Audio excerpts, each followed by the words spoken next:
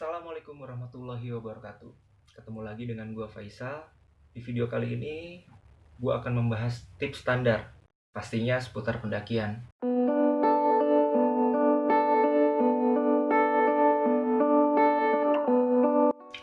Tips ketika tersesat di gunung.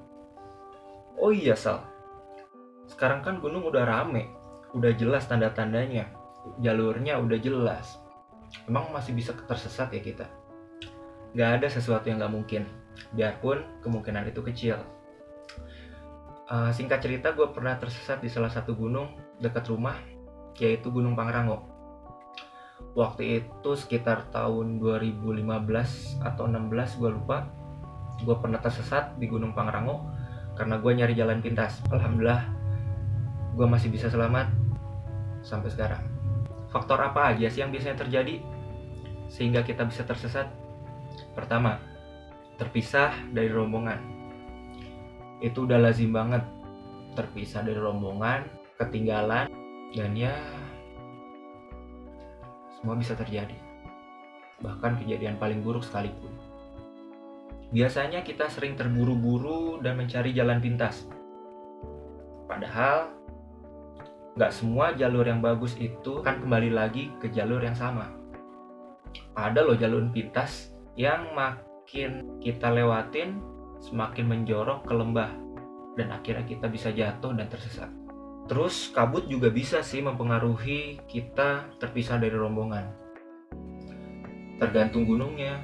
Biasanya ada gunung yang lebat atau tropis, atau gunung gersang yang ilalangnya tinggi.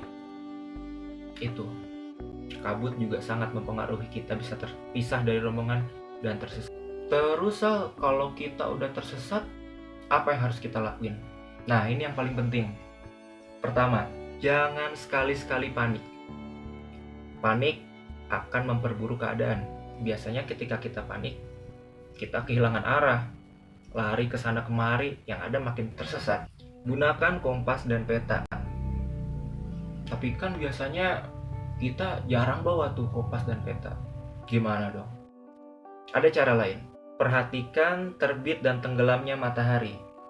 Biasanya, kalau yang belum tahu, matahari terbit dari timur ke barat.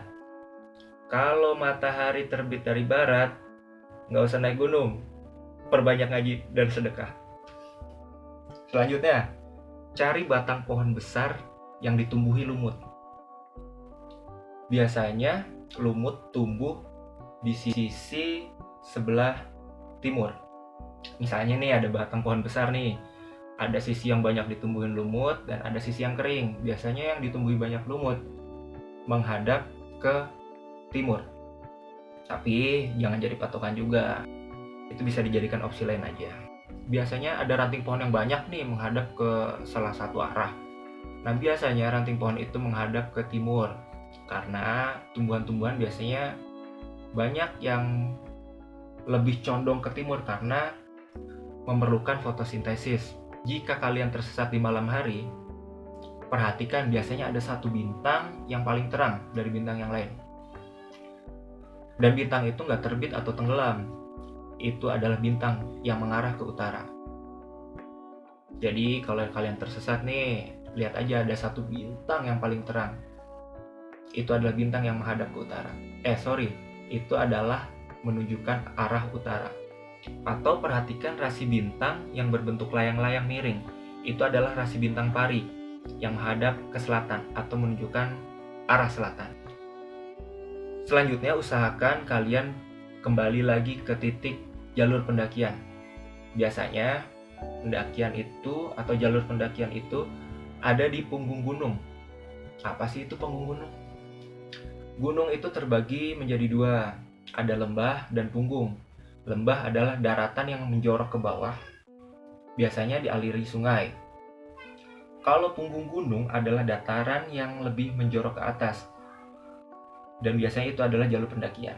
Jangan sekali-sekali kalian mencari jalur ke arah lembah, karena binatang naturnal atau binatang yang aktif di malam hari biasanya standby di lembah untuk mencari minum.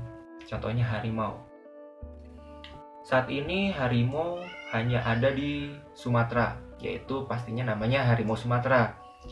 Sebelumnya ada namanya harimau Jawa dan harimau Bali. Tapi karena sudah punah, tinggal harimau Sumatera. Jadi hati-hati buat kalian yang mendaki gunung di daerah Sumatera. Jika kalian sudah ada di punggung gunung dan masih tersesat, usahakan kalian camp dulu di sana. Atau kalian istirahat dulu di sana. Bisa mendirikan bivak dari ponco, jas hujan, atau peralatan yang tersisa di dalam carrier kalian.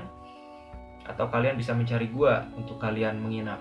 Selanjutnya bisa kalian membuat tanda dari kayu dan batu untuk mempermudah tim SAR untuk mencari kalian. Jika kalian lapar, kalian bisa mencari tumbuhan muda. Kenapa tumbuhan muda? Karena biasanya tumbuhan muda mudah dicerna. Dan usahakan cari tumbuhan yang mengandung banyak air. Yang terakhir, supaya kalian atau kita nggak tersesat di gunung atau hutan, usahakanlah mendaki dengan orang yang berpengalaman di pendakian atau minimal sudah lebih dari 5 kali mendaki.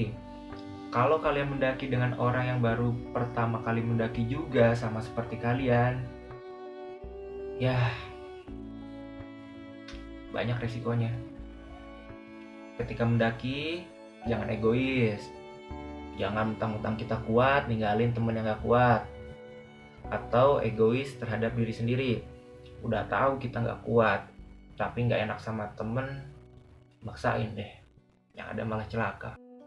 Tips dari gua, yang pasti kalau lelah istirahat. Kalau kuat ya lanjutlah. Utamakan keselamatan. Dan jangan buang sampah sembarangan. Salam lestari. Assalamualaikum warahmatullahi wabarakatuh.